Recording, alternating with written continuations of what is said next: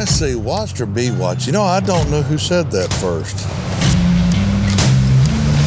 You know, back in those days, didn't have a lot of people that would take bikes deep and that kind of stuff. So we'd build these bikes with these super snorkels on them and take them underwater and kind of cutting edge a little bit, you know. Everybody would ride around on the edge of the creek taking pictures. And so watch or be watched. If you want to be watched, get in the creek with us.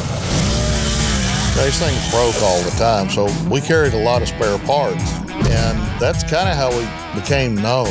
People knew we had parts, they'd come hunt us down so they'd keep riding.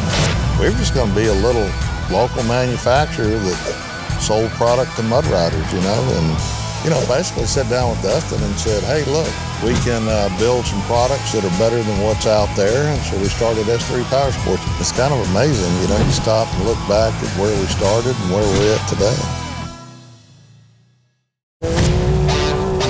S3 Racing to win the men. It was lightning in a bottle. S3 Racing started around a campfire at a mud ride. Mr. Mal and Shane were chatting back and forth about starting a mud racing team. Can-Am had already picked him up as a factory racer. Dustin got so upset, he went to bed. I thought that racing was a complete money pit, and I wanted nothing to do with it. And I knew that if they survived and did well, that would help us sell more product. And man, it just spiraled out of control from there. One or the other won. They won every class you could win. A Renegade and an Outlander Max in the side-by-side class, and we won a couple of other championships in other race series. Mud racing led into cross country that started winning championships, making a name for ourselves. I don't think Dustin has ever told me I was right about racing. From mud racing to cross country racing to desert racing, it's hard to wrap your head around that we started in the mud of Louisiana. That one conversation sitting around a campfire. Come on! What would I change? I don't think I'd change a thing.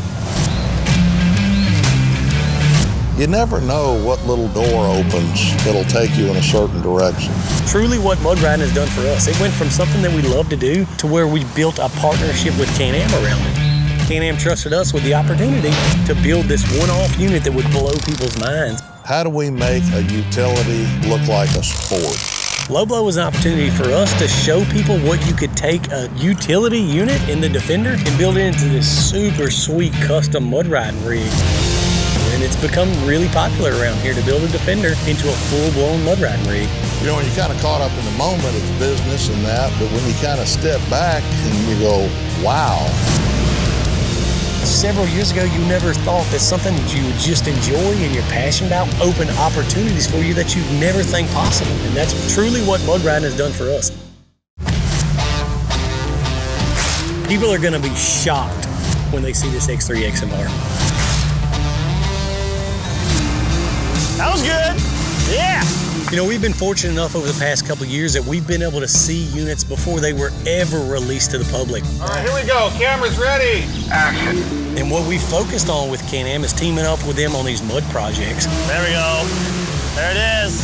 Just when you think you've seen it all, they come out and they drop the X3 XMR. I mean, Dustin just showing them what's the point of having 170 horsepower and not using it. You know what I'm saying?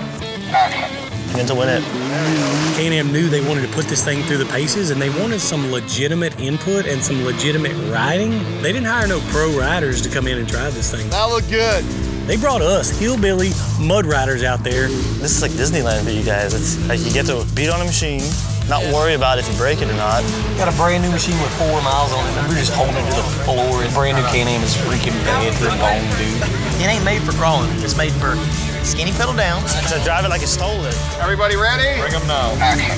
And so for 3 days straight, man, we abused this thing. We put it as deep as we could. Look at how well this thing did, man. This thing's built like a monster, and it absolutely gets down.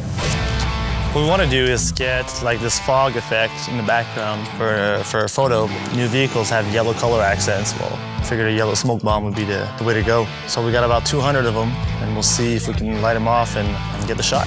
3, 2, 1, everybody lights them. You step back into the forest.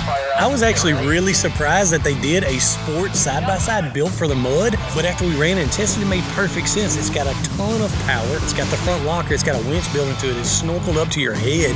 It's crazy what this thing is capable of. Epic stuff, defiant stuff, yellow stuff. Even this beginning stuff, look at this. Like photographer getting excited stuff. It's really good. Turned out really well. It's really been a crazy ride for the past couple of years, man, from our involvement in strictly racing to the Visions of Victory and the marketing stuff, and now to the vehicle releases that we're a part of, man. And it's really cool to see how involved Can-Am is in the sport. The opportunities they've given us as a company to be a part of this stuff. And man, we never foresaw that it was going to turn into this. And we were going to be a part of game-changing units that are released into the industry. And we were a part of that, man. And I can't stress enough how humbling it is to be a part of that.